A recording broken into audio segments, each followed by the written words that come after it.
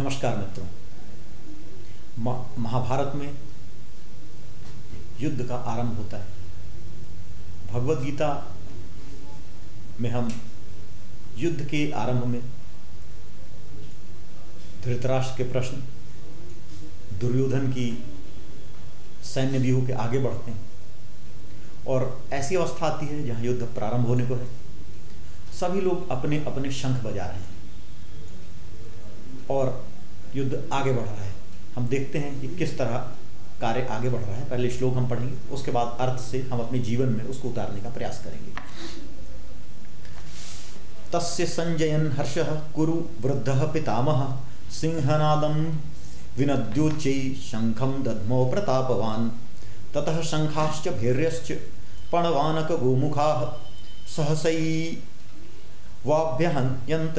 सशब्दतुमुलो अभवत् ततः श्वेतैर्हयैर्युक्तैः महति स्यन्दने स्थितो माधवः पाण्डवश्चैव दिव्यो शंखो प्रदद्मतुः पाञ्चजन्यं हृषीकेशो देवदत्तं धनञ्जयः पौण्ड्रं दद्मो महाशंखं भीमकर्मा वृषोदरः अनन्तविजयं राजा कुन्तीपुत्रो युधिष्ठिरः नकुलः सहदेवश्च सुघोषमणिपुष्पकौ काश्यश्च परमेश्वासः शिखण्डी च महारथः दृष्टधुम्नो विराटश्च सात्विकश्चापराजितः द्रुपदो द्रौपदेयश्च सर्वशः पृथिवीपते सौभद्रश्च महाबाहु शंखान् दद्मुः पृथक् पृथक् सघोषो धार्तराष्ट्राणां हृदयानि व्यदारत नभश्च पृथ्वीं चैव तुमुलो अभ्युनादयन्। युद्ध का प्रारंभ हो चुका है और सभी महारथियों ने अपने अपने शंख बजाए। शंख क्यों महत्वपूर्ण है और शंख बजाने से क्या होता है, क्या संकेत मिलता है? देखिए, शंख बजाना कोई बहुत आसान काम नहीं है। शंख यह बतलाता है कि हमारे अंदर जीवनी शक्ति कितनी है। आप अगर शंख बजाने का प्रयास करेंगे तो शायद कुछ सेकंड, 5 सेकंड, 10 सेकंड, 15, 20 सेकंड बजा पाओगे। कुछ हैं वो 1 मिनट, 2 मिनट बजा पाएंगे। शंख की आवाज़ और शंख का ड्यूरेशन ये बताएगा कि आपके हृदय में, आपके फेफड़ों में कितनी ताकत है। जितने महारथी थे सबके अपने काफ़ी बड़े बड़े शंख थे और उनका नाम था, उनकी अलग तरह की ध्वनि थी।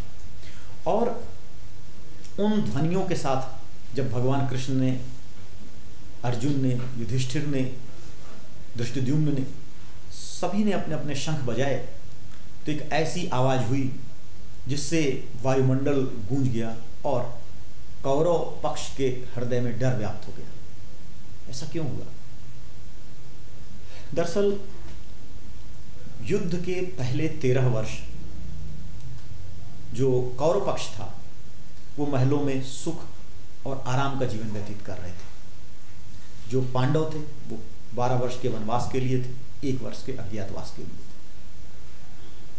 जब हम कठिनाई का जीवन व्यतीत करते हैं तो हमारा तन और मन दोनों बहुत दृढ़ हो जाता है। और उस 13 वर्षों के पीरियड को अर्जुन ने उपयोग किया पशुपति अस्त्र की प्राप्ति के लिए, दिव्यास्त्रों की प्राप्ति के लिए, और भीम ने उपयोग किया उसका सृजन के लिए, घटोत्कच को उत्पन्न किया, पैदा किया, जो महाभारत के युद्ध में बहुत काम आया। हमें 2 बातें यहाँ जाननी है। पहली बात कि जीवन में जब समय हो और आगे संघर्ष हो तो हमें उस समय का सदुपयोग करना है। हम जितना ही सुख सुविधाओं में रहेंगे उतना ही हमारा जीवन शिथिल होता जाएगा, हम कमजोर होते जाएंगे। जितना ही हम विपरीत परिस्थितियों में रहेंगे, परिस्थितियों से टकराएंगे, उसका सदुपयोग करेंगे, हम विजय के उतने ही करीब बढ़ेंगे। हमारी सेना का एक मोटो है, एक लाइन है कि the more you sweat in peace time the less you bleed in war time. जितना आप शांति की अवस्था में, जितना ही आप पसीना बहाओगे, जितनी मेहनत करोगे, युद्ध में उतना ही कम खून आपका निकलेगा। हमारे यही जीवन पे लागू होता है, यही पांडवों ने किया।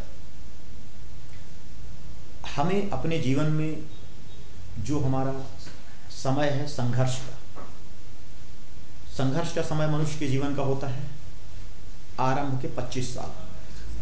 जब व्यक्ति स्टूडेंट होता है, पढ़ रहा होता है या कोई नई शुरुआत कर रहा होता है, उसमें उसे सब कुछ लगा देना है, सब कुछ लगा देना है ताकि जब जीवन का युद्ध चालू हो, जब हमारा गृहस्थ जीवन चालू हो, तब हम रिलैक्स हो सकें। जीवन को प्लान करके जीना बहुत ज़रूरी है। 100% तो प्लानिंग हो नहीं सकती और नहीं करनी चाहिए, लेकिन जीवन में मोटे मोटे सिद्धांत, मोटे मोटे माइलस्टोन हमें पहले तय करके रखने चाहिए। जब हम बच्चे होते हैं हमारी संघर्ष शक्ति बहुत प्रबल होती है, हमारी मेमोरी तगड़ी होती है। एक बच्चे को एक भाषा सीखने के लिए 2 भाषा 4 भाषा सीखने के लिए कोई प्रयत्न नहीं करना पड़ता, वो अपने आप सीख लेता है। लेकिन हम वही अगर जवानी में या बुढ़ापे में करेंगे बड़ी मेहनत लगती है और हम कभी सीख भी नहीं पाते। प्रकृति ने शक्ति दी है बचपन को, वह संघर्ष का समय है और उस समय को हमें जीना चाहिए। उस समय जितना हमें रुक्ष हो सके जीवन व्यतीत करना चाहिए, क्योंकि वह हमारे लिए युद्ध की तैयारी का समय है। यही भगवान कृष्ण ने पांडवों से कहा था। जब पांडव 12 वर्ष के वनवास पर गए, सारे दुखी थे, भगवान कृष्ण आए और भगवान कृष्ण ने कहा यही तुम्हारे लिए समय है, क्योंकि युद्ध तो अवश्यंभावी है, युद्ध तो होकर ही रहेगा, और अगर तुम युद्ध को जीतना चाहते हो तो इन 13 सालों का कंस्ट्रक्टिव यूज करो। भीम अपनी शक्ति को अलग से बढ़ाए, अर्जुन दिव्यास्त्रों की प्राप्ति करें। यही हमारे जीवन में हम 12-15 साल से लेकर 25 साल तक, जो 10 वर्ष का समय होता है, आज 30-32 साल भी हो गया है, हमारे लिए संघर्ष का समय होता है। हम जीवन में सुनिश्चित करें, जैसा पहले के दोष उसमें हमने देखा, कि हम अपनी प्रवृत्ति के हिसाब से अपने कैरियर को देखें, अपने जीवन को देखें, आदर्श बनाएं। फिर हम एनालिसिस करें कि हमें क्या चैलेंजेस हैं और हमें अपने अंदर कौन सी खूबियाँ पैदा करनी हैं जिससे हम उन चैलेंजेस को ओवरकम कर सकते हैं। उसके बाद समय आता है युद्ध की बिगुल बजाने का, शंख बजाने का। जब हमें कठिन परिश्रम करना है ताकि युद्ध का शंख में ध्वनि, ऐसी ध्वनि हो कि विरोधियों के हृदय फट जाएं। यह ध्वनि तभी हम निकाल पाएंगे जब हमने शांति काल में, परिश्रम के काल में बहुत परिश्रम किया है। अगर हमें बचपन में कोई एक लपड़ मार दे, कोई बुरी बात कह दे, हो सकता है हम 2 साल 4 साल बाद भूल जाएं। लेकिन अगर कोई बुढ़ापे में या जवानी में हमें लपड़ मार दे तो शायद हम जिंदगी भर न भूलें। उसका कारण यह है, प्रकृति ने हमें इस तरह बनाया है कि बचपन हर तरह की विषमताओं को सहने के लिए बना है। उस समय व्यक्ति गीली मिट्टी की तरह होता है, अपने आप एक स्वरूप दे दिया आपने तो स्वरूप ले लेता है, उसी हिसाब से ढल जाता है। वह संघर्ष करने के लिए बना होता है। वही संघर्ष आपको करना है युद्ध की तैयारी के लिए। और शंख की एक महत्ता और भी है। हमें जब भी हम पूजा पाठ करते हैं, जो भी पूजा पाठ करने वाले लोग हैं, वो शंख बजाना चाहिए। शंख की ध्वनि का प्रभाव यह है कि वो अपने आसपास के क्षेत्र में जितनी दूर तक शंख की आवाज़ जाती है, कई तरह के वायरस और विषाणु को शंख नष्ट कर देता है। शंख और हवन, ये 2 चीज़ें ऐसी हैं जो बहुत जरूरी हैं। हवन की बात बताना चाहूँगा इसी प्रसंग में कि भोपाल गैस त्रासदी हुई, बहुत सारे लोग मर गए, लेकिन 2 घर ऐसे थे जिनके ऊपर असर ही नहीं हुआ। बड़ा साइंटिस्टिकली हुआ भाई, ये तो बिल्कुल कोर एरिया में थे और आसपास के सारे घरों के ऊपर असर हुआ, इन 2 घरों के ऊपर क्यों असर नहीं हुआ? जब आप वैज्ञानिकों ने रिसर्च की सारी चीज़ें देखी तो पता चला वो 2 घर ऐसे थे जिनके यहाँ डेली हवन होता था।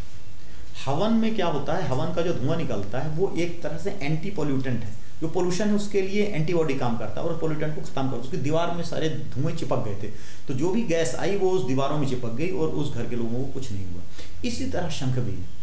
शंख जहाँ डेली बजता है उसके आसपास के वायरस को वो खत्म कर देता है, एक वाइब्रेशन उत्पन्न करता है, आपके अंदर की नेगेटिविटी खत्म कर देता है। तो शंख बजाना चाहिए व्यक्ति को।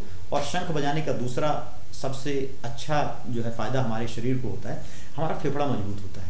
आज कोरोना की बीमारी आई, कोरोना सबसे ज़्यादा लंग में इफेक्ट करती है, लंग की कैपेसिटी कम हो जाती है। जो शंख बजाते रहे लगातार उनकी कैपेसिटी मजबूत रही है।